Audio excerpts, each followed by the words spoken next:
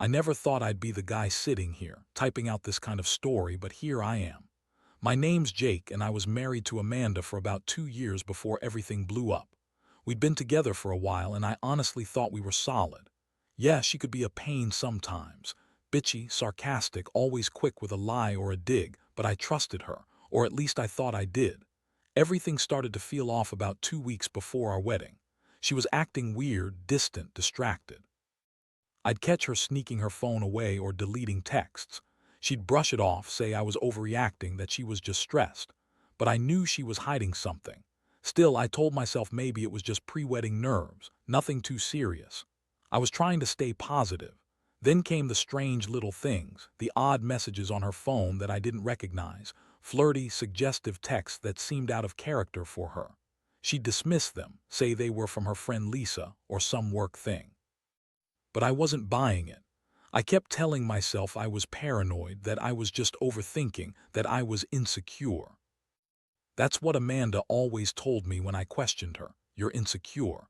Or you're overreacting, Jake. It was her favorite way to shut me down, to make me feel like I was crazy. One night I decided to look deeper. I knew I shouldn't have, but I felt like I had no choice. I went through her phone, big mistake, I know, and found more than I bargained for.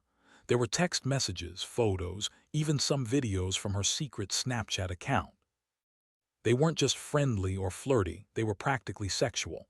I saw her talking about sex with someone, describing things I didn't even want to imagine. There were hints about meeting up, sneaking around. It was clear she was hiding something, something huge. I remember feeling like I'd been punched in the gut.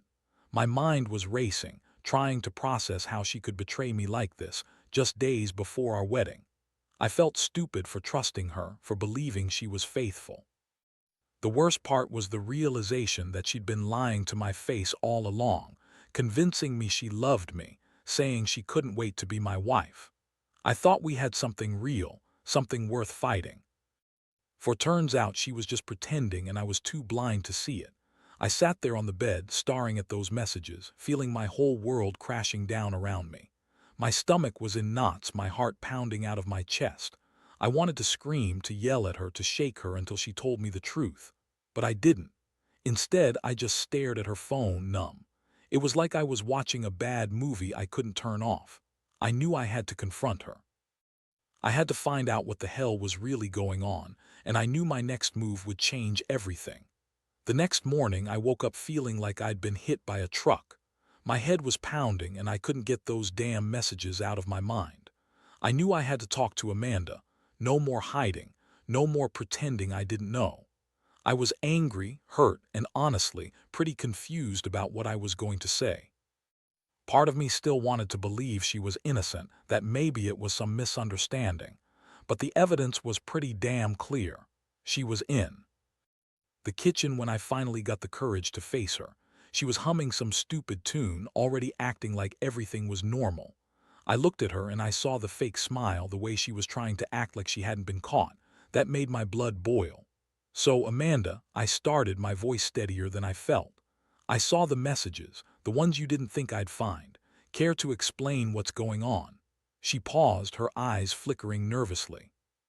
She tried to brush it off with some bullshit about how I was paranoid, that I was imagining things, and that I wasn't giving her enough space, but I wasn't buying it. I told her I knew she'd been cheating, that I'd seen the proof, and I wanted the truth now. Her face twisted into a bitchy smirk. Oh, so now your accusations. Really, Jake? You're just jealous because I'm stressed. We're about to get married and you're acting like some kind of psycho. Maybe you're the one who's been hiding something, huh? That was it. The lies, the dismissiveness. She was talking like this was some petty argument. I felt the rage bubble up. How dare she lie? How dare she act like I was the one in the wrong when I was the one who found her cheating with my own brother, just days before I was supposed to say, I do. My brother David, who I trusted, who I thought was my best friend. And now I find out she's been screwing him behind my back for months, probably longer. I told her I knew about the messages, about her secret Snapchat account, about the things she'd been doing with David. Her face didn't change. She just rolled her eyes and threw out some more bullshit about how she was under a lot of stress, how it was just sex, and that she loved me, that she'd never meant for it to happen, that it was a mistake. Yeah, sure, I was lying there in shock. It was like my entire world was crumbling. I felt numb and furious at the same time. The betrayal was so deep, I wondered how I'd ever trust anyone again. I thought about all the plans, the future we'd talked about, whether I should just walk out and leave her standing there, or if I should make her feel the pain she'd given me. My mind was spinning, but I knew one thing: I wasn't going to let her get away with it, not without consequences. I told her I needed some space, that I'd think about everything. She was still playing her victim card, crying fake tears and saying how sorry she was, how she'd never do it again.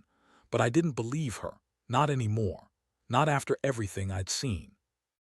I knew I couldn't stay with her, not after she'd shattered every ounce of trust I had. That was the moment I realized I was done pretending that this was just a mistake or a slip-up. This was real, and I was going to do something about it. My mind was already racing with plans: how to confront my brother, how to end the marriage, how to make her pay for what she'd done. I didn't have a clear plan yet, but I knew I had to take control somehow. This wasn't just about cheating.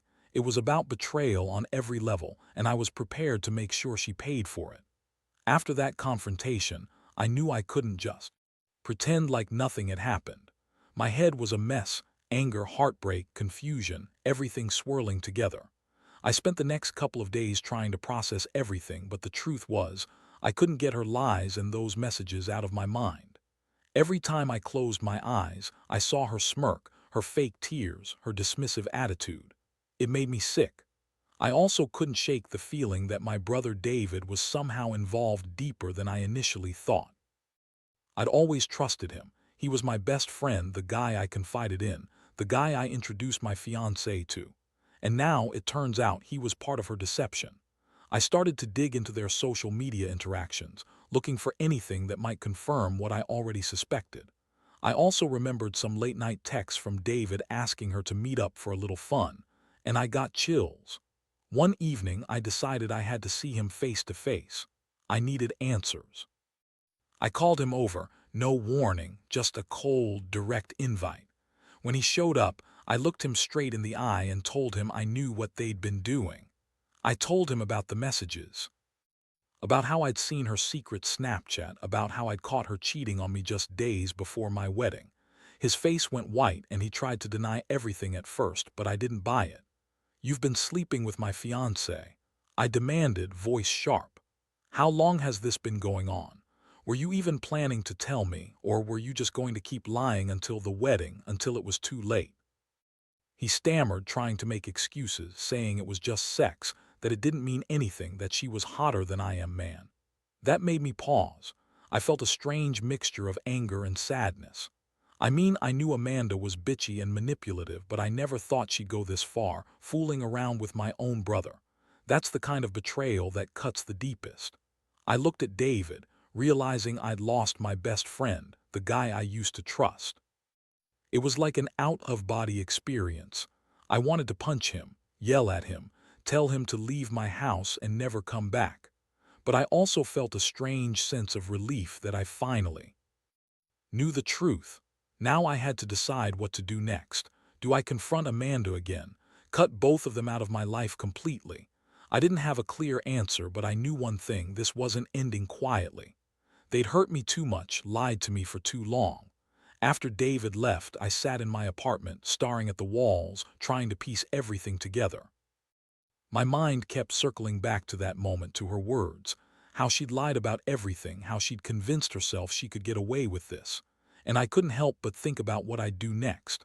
I started writing down the options in my head: expose everything, tell her family, confront her with the evidence, or maybe just cut her out entirely. That last part felt the most right. I realized I'd never trust her again, not fully. She'd broken something inside me that I didn't even know was fragile. It was clear I had to make a decision soon. This waiting game was killing me. But no matter what I chose, I knew this betrayal was going to stay with me forever. I'd been blind, trusting her blindly, and now I was left with the wreckage of my own trust. All I could do was move forward, whatever that meant now, and try to pick up the pieces of my shattered life. The days that followed felt like walking through a fog. I couldn't sleep, couldn't eat. Every thought kept circling back to her, to David, to what I'd found out. I kept asking myself how I didn't see it coming, how I'd been so blind. I was furious, but beneath that anger was an overwhelming sense of betrayal. I'd trusted Amanda with everything, my heart, my future, and she'd been playing me for a fool all along. And David, my brother, my best friend, had been in on it too. That realization hit me like a punch in the stomach. I started to think about what I could do next. Part of me wanted to confront her again, to demand she tell me the whole truth, to break her down and make her admit everything. But another part knew that wouldn't solve anything. She'd lied so much she probably wouldn't be honest even if I pressed her. Plus, I'd already given her enough chances. It was clear she wasn't remorseful, just sorry she got caught, so I decided it was time to take some action. I spent the next day planning how I'd handle everything. First, I had to tell my family. I didn't want Amanda's lies to spread and ruin my reputation. I also knew I'd have to cut her out of my life completely. No contact, no looking back. The wedding was off, obviously. I'd spent years building that future, and in just a few weeks it all came crashing down. But I couldn't go through with it now, not after this. I also thought about confronting David again, but I decided against it for the moment. No point beating a dead horse. He'd betrayed me, and I'd get my revenge in my own way. My focus was on getting rid of Amanda's hold on me. I started gathering all the evidence, screenshots, messages, photos, and stored them safely. I knew I might need them someday if I wanted to expose her or take legal action. I also made a mental note to block her from everything: social media, email, phone. I had to erase her completely from my life. That night, I sat alone in my apartment, staring at the empty walls, and felt a strange mix of relief and emptiness. I'd finally accepted that my trust was shattered, that she had lied to me for months, maybe longer. I'd come to realize that some betrayals are so deep that they can't be forgiven. And honestly, I didn't want to forgive her. I wanted to move on, to start over, even if it hurt like hell.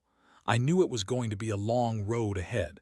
The wounds were fresh and the pain was real. But I also knew I had to do what was best for me. I had to walk away from her, from the lies, from the betrayal, and rebuild my life from scratch. The decision to walk away wasn't easy, but it was necessary.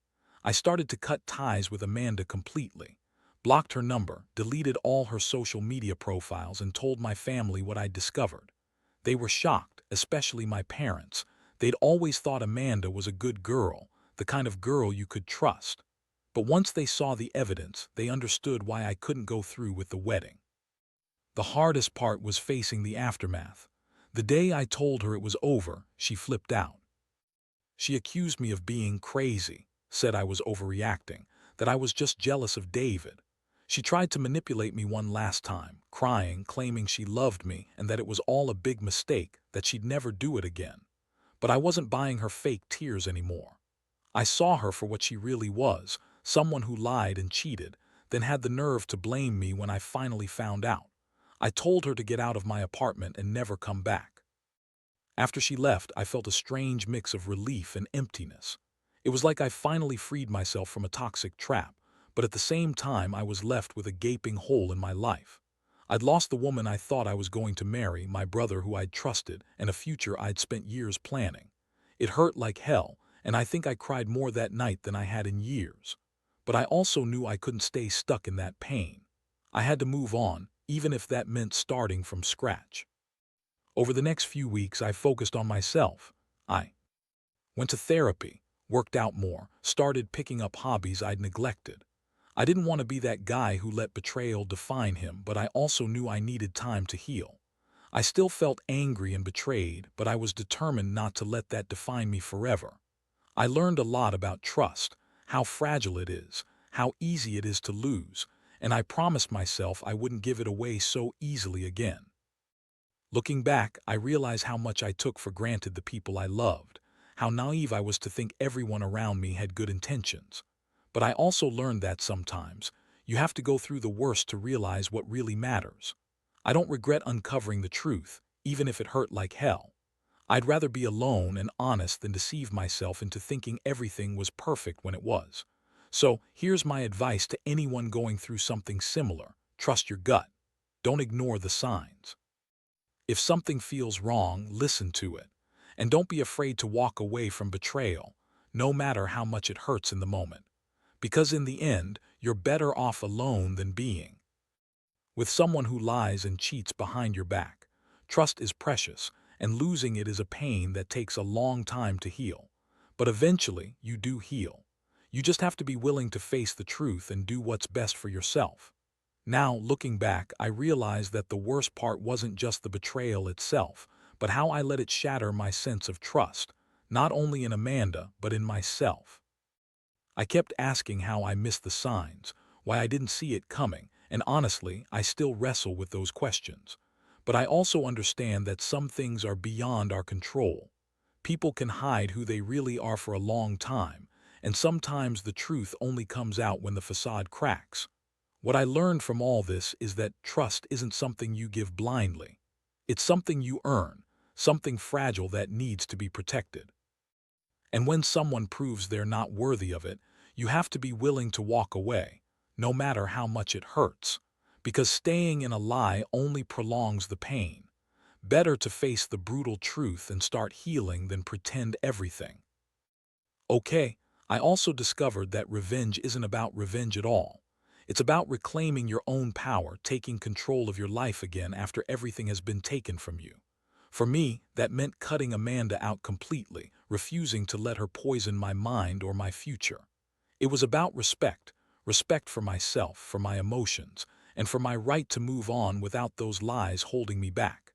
Now, I'm slowly rebuilding my life. I've started dating again, trusting that one day I'll find someone who truly appreciates me, who's honest and genuine. It's been a long road, and I won't pretend I'm completely over everything. But I am stronger. I'm more cautious, more aware of what to watch out for. And most importantly, I know that I deserve better. So, if there's one thing I want anyone reading this to take away, it's this: don't ignore the signs. Trust your instincts. And never let anyone make you feel like you're overreacting or that your feelings don't matter. Because at the end of the day, your happiness and your trust are worth more than any lie or betrayal. Protect yourself, learn from it, and never settle for anything less than honesty. It hurts now, but eventually life goes on, and better days are ahead.